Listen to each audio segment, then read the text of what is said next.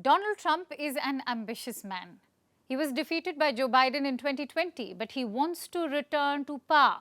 Donald Trump wants to be president of the United States again. But his road to glory is riddled with obstacles. Not direct obstacles that could prevent him from running for president, but legal troubles that could hurt his electoral fortunes. Could legal cases motivate Trump supporters to switch sides? Or will Trump be successful convincing Republican voters that he's a victim of political vendetta? Remember, Donald Trump is the leading candidate within the Republican Party. He has the support of close to 50% Republicans. Ron DeSantis comes second with just about 19% support. It's a one-man match right now. But could the legal cases turn the tables against Trump? Our next report gets you the answers. Can a criminal become the president of the United States of America? Surprisingly, yes. As per the law, there's no stopping a convicted person from running for the White House. So if Donald Trump were to be jailed in any of the criminal cases going on against him, he could still become president. But this story is not about him becoming president after being convicted of crimes. It's about Trump's growing legal troubles. And there's no doubt, Trump's mountain of legal challenges is only getting bigger. Here's the latest one. United States prosecutors have informed Trump's lawyers that he is the target of a probe. Which probe? The one looking into the saga of classified documents being found at Trump's Florida residence. Among all the legal battles that Trump finds himself in, the one relating to the classified documents is the most severe. Expectedly, Trump didn't like the news. So he did what he knows best. He took to his social media platform to vent. Here's what he said on Truth Social. "No one has told me I'm being indicted, and I shouldn't be because I've done nothing wrong." Reports say the special counsel investigating Trump could announce possible criminal charges in the coming days or weeks. This is standard practice. The Justice Department generally informs all of its targets that they are being looked into. This gives them a chance to prepare the defense. Also, this doesn't necessarily mean that Trump will be charged, but the odds certainly seem stacked against him. The Justice Department is apparently in possession of an audio recording, because Trump can allegedly be heard acknowledging that he kept a classified Pentagon document, a document which talks about a potential attack on Iran. There's more. Last year, the FBI seized some 11,000 documents from Trump's residence, Mar-a-Lago. About 100 of these documents were termed classified, and some were even labeled top secret. So now Trump is in a precarious situation. He could face a host of charges, including obstruction of justice and perhaps even under the stringent Espionage Act. And the former president isn't helping his case with his remarks. In a recent CNN town hall, Trump declared, "I took the documents, I'm allowed to, I have the absolute right to do whatever I want with them." Apart from the battle over documents, Trump faces a number of other criminal investigations. These relate to Trump's attempts to overturn the 2020 election results, his role in the storming of the Capitol on January 6, 2021, and also his attempt to overturn Joe Biden's election victory in the state of Georgia. Trump has already made history in U.S. courts, but not the way he would have liked. In April, he became the first former president to face criminal charges. A Manhattan district attorney charged Donald Trump with 34 counts of felony. These relate to him falsifying business records. Trump allegedly made hush money payments to a porn star to buy her silence. Safely and peacefully. All of this might make you think Donald Trump can't win the US presidency again. But let's not jump to conclusions just yet. After all, this is a man who has defied odds in the past, most notably with his 2016 election victory. Even now, Trump is the leading contender within the Republican Party by a wide margin. Almost 49% GOP primary voters back Donald Trump. Florida Governor Ron DeSantis is a distant second with just 90% support. Meanwhile, Mike Pence has 5% backing, while Nikki Haley just 4%. In fact, the growing number of contenders are giving a sure shot edge to Trump to win the Republican ticket. So far, his legal troubles seem to have no impact on his political fortunes. In fact, Trump is hoping that these cases galvanize his support base. The road to the White House for Trump is one littered with lawsuits. Will he actually reach his destination? We will have to wait until November next year to find out. Speaking of tense relationships, let's now look at the NATO. Cracks seem to be appearing in NATO's united front. There seems to be two distinct factions emerging. On one side are the Eastern European nations. They're determined to see Ukraine join the alliance. The nations are informally known as the Bucharest Nine. Leaders of the Bucharest Nine met in Slovakia's capital, Bratislava, on Tuesday. They were joined by NATO Secretary General Jens Stoltenberg. The Eastern European nations had one demand: Ukraine needs to become part of NATO as soon as possible. It is also clear that Ukraine should really become member of NATO. The question is when, and the answer is shortly or immediately after the war. Because only the full membership, not a half membership, but only the full membership of NATO can guarantee the peace in Ukraine and guarantee the peace in Europe. Ukraine cannot be left in the gray zone anymore. We cannot risk a war in Europe again. Of course, we expect Sweden to become NATO member before we all meet in Vilnius. I have a strong feeling that it is still possible to achieve. I also have a special plea to allies to complete the process of ratification. There is no reason to stall the process right now. Let us unite our efforts so that 32 countries can sit at the NATO table in Vilnius. The promises we make should also be kept. We have to give perspective for Ukraine's membership application to the NATO.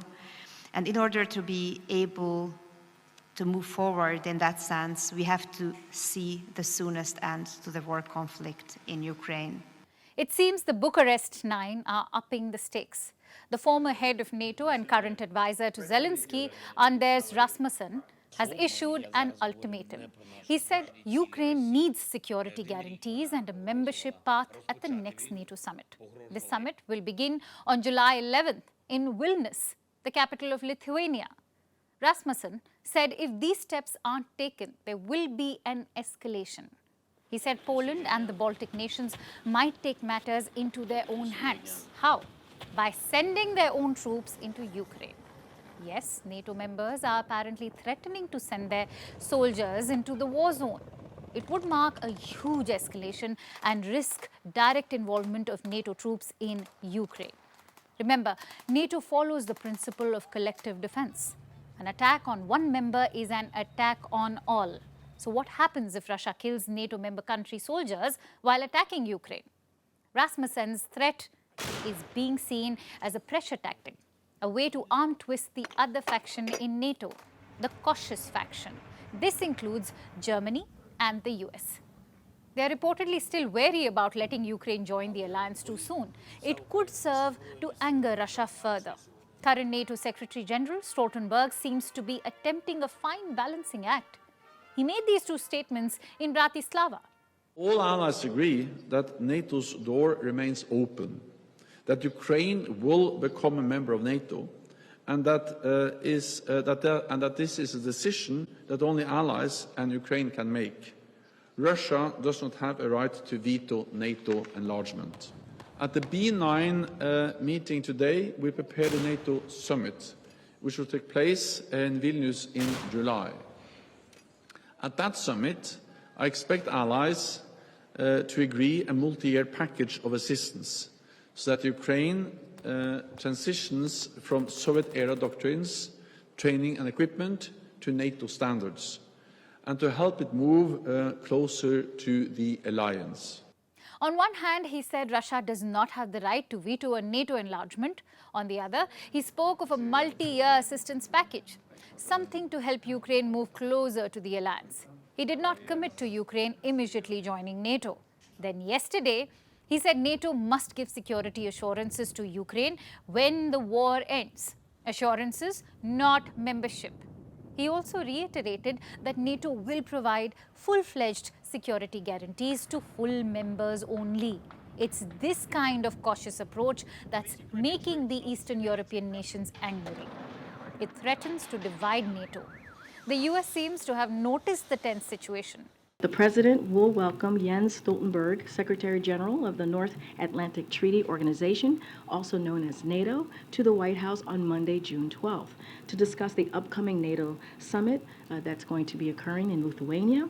President Biden and Secretary General Stoltenberg will review preparations for the summit, including the work to further strengthen allied deterrence and defense, build on the 2014 Wales Summit Defense Investment Pledge, and deepen NATO's partnership. They will also discuss ally support for Ukraine in the face of Russia's brutal war of aggression. So will Washington give in to Eastern Europe's pressure, or will it stick with a cautious approach? We'll bring you more on this story as it develops. And now let's talk about Pakistan's iron brother, China. It is making more provocative moves. In recent days, we have witnessed two close calls. First, a Chinese fighter flew dangerously close to a US spy plane. Then two warships almost collided. Again, this confrontation was with an American warship. And today, China dispatched its jets again. This time, the target was Taiwan. 37 Chinese planes flew into the island's air defense zone. What's an air defense zone? It is like a border in the skies. If any plane enters this area, then they need to identify them. Otherwise, the plane would be seen as hostile. Today, China sent 37 military planes into this area. What kind of planes were these? The J-11 and J-16 fighters and nuclear-capable H-6 bombers. All these planes can't just be going to say hello. They are trying to threaten Taiwan. Taipei responded in kind. It activated its defense systems and sent its own aircraft and ships to track China's warplanes. These moves are not new. The Chinese military often undertakes such flights. These are pressure tactics. They're designed to remind Taipei how quickly the PLA can reach the island. This is China's way of keeping the threat of an invasion alive. Xi Jinping has not ruled it out. He has vowed to take Taiwan by force if necessary. What's different this time is the intensity. The PLA is stepping up its activities in the region. The reason is the United States. The US military is stepping up drills. It is also helping Taiwan enhance its capabilities. Today, a new arrangement was announced.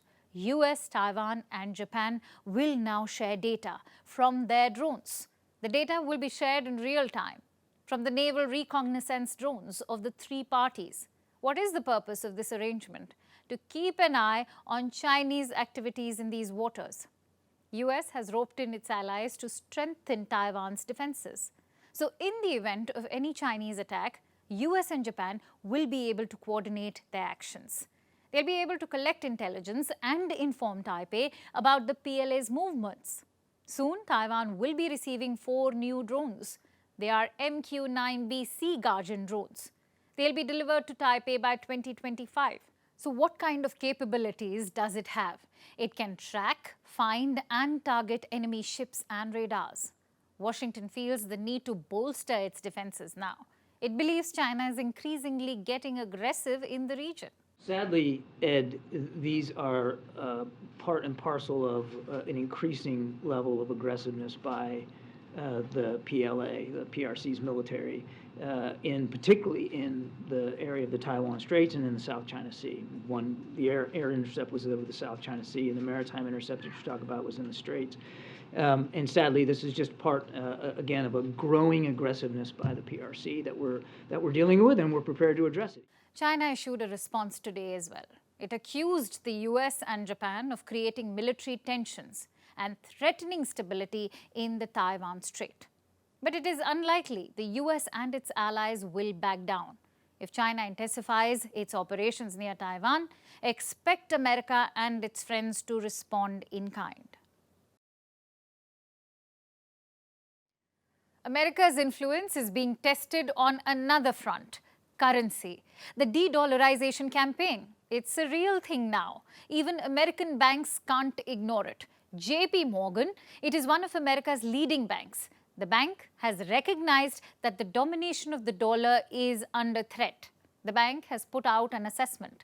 Listen to this. Some signs of de-dollarization are emerging. This trend is likely to persist. That's what JP Morgan said. The bank believes there is no near-term threat to the greenback's domination. But there is a clear trend developing. Listen to this now. Again, this is from the same JP Morgan assessment. It says, de-dollarization is evident in FX reserves, where USD share has declined to a record. FX is foreign exchange reserves, the money that central banks around the world keep in their reserves. We have covered the reasons for that in the past as well. The international sanctions and the restrictions on trade. Countries are trying to find new ways. They want to work outside the current system, which is dominated by the dollar. Usually, that means trading in their native currencies. China has been pushing the yuan for bilateral trade. India, too, has an arrangement with Russia, the rupee-ruble mechanism. India and Russia are using their own currencies to make payments. Instead of the dollar or the euro, alternative currencies are just one aspect of this trend. Central banks are stocking up on gold too. 2022 was a record year for gold purchases. Last year, central banks bought over 1,000 metric tons of gold, the highest since record keeping began in 1950. So which central banks are behind the surge in gold purchases? Again, some familiar names top the charts: Russia, China and India. Central banks in these countries are beefing up their gold stocks. But how big are these reserves? What do the numbers say? I have some data. Earlier, gold had an 11% share in central bank reserves. Now this number has shot up to 15%. So there's an increase, but the dollar still remains dominant. 58% of the reserves with central banks around the world are of the greenback. This is a 20-year low, and despite that, more than half of the reserves are in the dollar. What should we make of this? In the short term, the dollar is still king. But foundations are being laid for a shift. The BRICS is leading the charge on this front. BRICS is an alliance of nations, and I'm talking about Brazil, Russia, India, China and South Africa.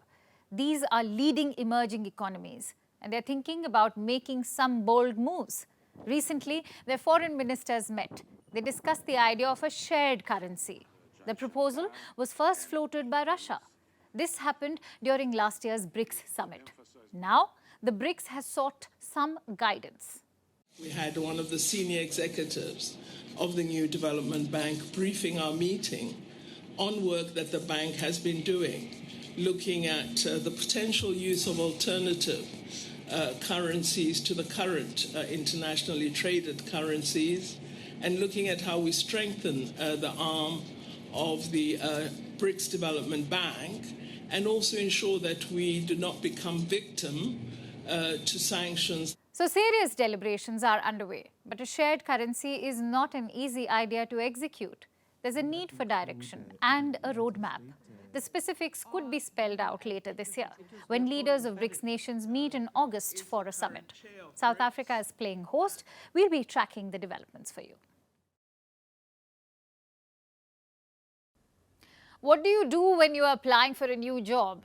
You check the job requirements, the pay, the commute, maybe even consider job satisfaction.